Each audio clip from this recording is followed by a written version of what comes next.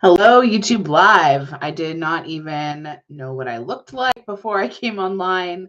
It's been a very long day. I just got home and I was actually thinking in the car on the way home, I was like, how often do people actually look at themselves at the end of the day and are like, oh, that is not what I looked like when I left the house this morning? And that is very much how I'm feeling right now.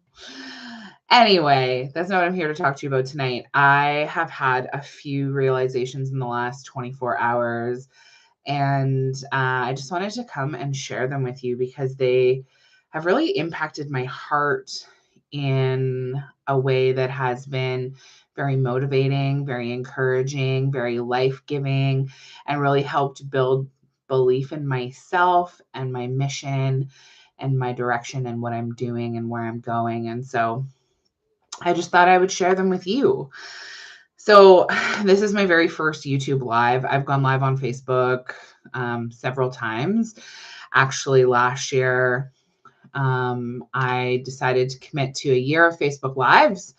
And then a couple weeks later, I found out I was pregnant. And I still committed to the Facebook Lives up until I was about 8 months pregnant. And then I kind of fell off the wagon with hormone stuff and having a baby and all the things. And so I'm not new to doing lives, but I am new to doing YouTube Live. And the reason that I was actually pushed to do this was my niece, my little niece, Maya. She is, well, not so little anymore. She's 9, almost 10, I think. She'll let me know if she's not, I'm sure. Or she's almost 9. She's either almost 9 or almost 10. I think she's almost 10. Anyway, she was over at my house on Friday, and we got talking about YouTube and how some of her videos had gotten some attention. And I was like, oh, I need to get on YouTube. I was like, I've been thinking about it for months and I have a few videos up, but like nothing crazy. And she's like, well, just go live right now. Just go live on YouTube and make a video right now. And I was like, excuse me, like just right now, just go live. And she's like, yeah, why not? And I was like, okay, let me be inspired by the courage and the bravery of my little niece to just go live. And then we tried to go live and it wouldn't let me go live because you have to meet a certain amount of subscribers to go live. And so I was like, oh, I can't go live. Like, I don't have enough subscribers. And she's like, well, let's get you some subscribers. Like, can you do a post on Facebook? Like, what can you do to get yourself some subscribers? And I'm just like killing myself because, like, as adult humans, we hold ourselves back in so many ways with all the excuses as to why we can't or why not us, right? We have all these excuses. It can't be me. I can't do it. It'll never happen for me. Whereas when we're kids, we believe we can have anything we want in the world. And I've been thinking about a lot about when we lose that and what kind of takes that away from us. And I don't really want to get into it tonight because I really just want to get on here and applaud my niece because her spirit of just like being courageous and just doing it was so incredibly inspiring that here I am doing a YouTube live, just like, okay, let's just do it. As soon as I hit 50 subscribers, let's do it. And so that was kind of the first thing is like, I'm really inspired by my niece's courage, and you should be inspired by the littles in your life too, whether they are your kids, your friends' kids, your nieces, your nephews, children you see on TV. They just live with such wild abandon.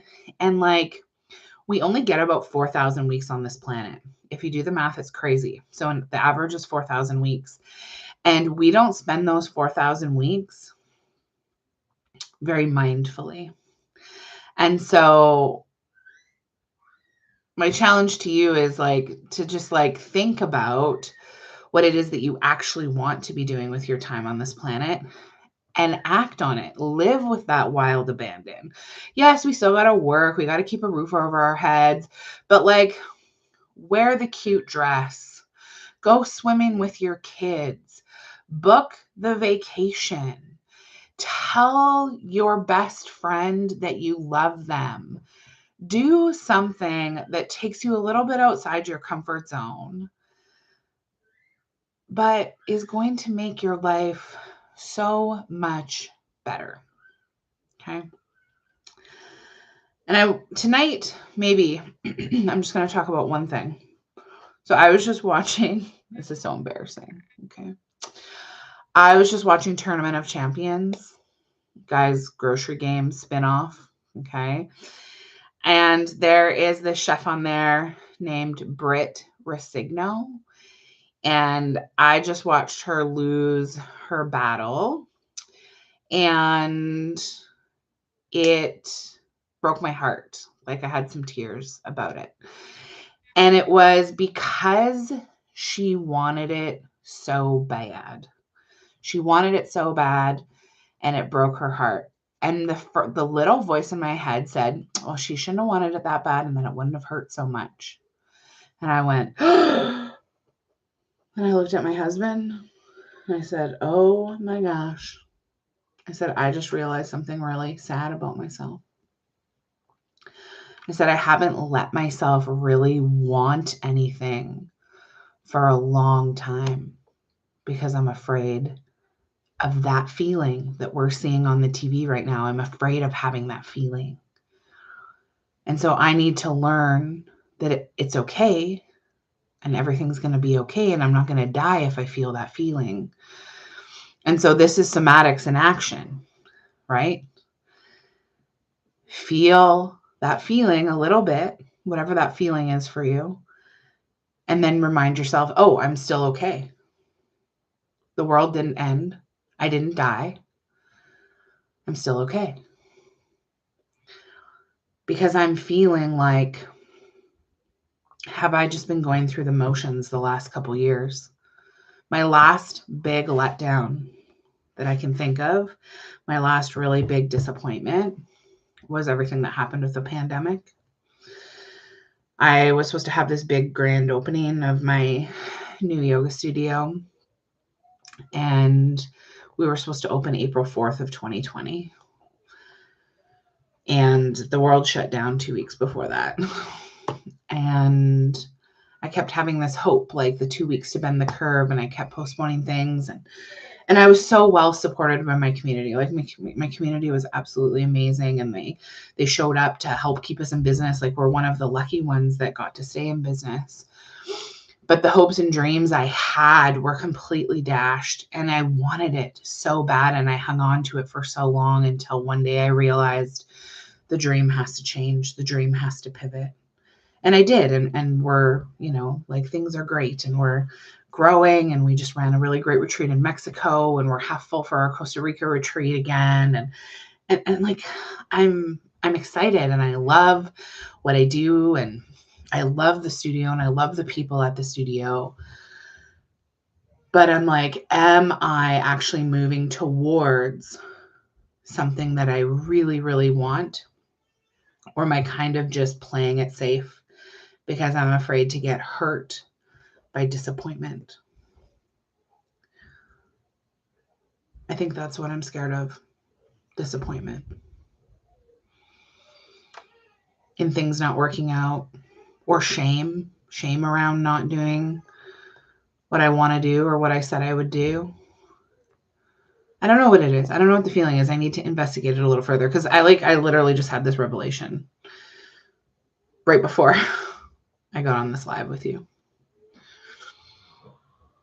So, anyways, I don't know what my point is in telling you that, other than we need to be brave and have courage to go after the things that we want in life, or else life is just status quo. It's just average. And for some people, they're going to be like, yeah, that's great. I love that. Perfect. I love that for you. But for me, I want to live an extraordinary life. And so that means that I'm going to be disappointed sometimes. So I need to be able to sit with and get to know and have a conversation with disappointment, so that I understand that it's okay. It's okay if I'm disappointed. I can just try again. Thank you for being here tonight. My first YouTube live. Let me know what you think in the comments. Let me know if you want to talk about this further, and hit that subscribe button so that one day I can just go live from my phone rather than having to log on to my computer. I need 1,000 subscribers to go live on my phone. And maybe that's the first thing I'll let myself really want. 1,000 subscribers on YouTube. Are you with me? Thank you so much. Hope to see you again soon.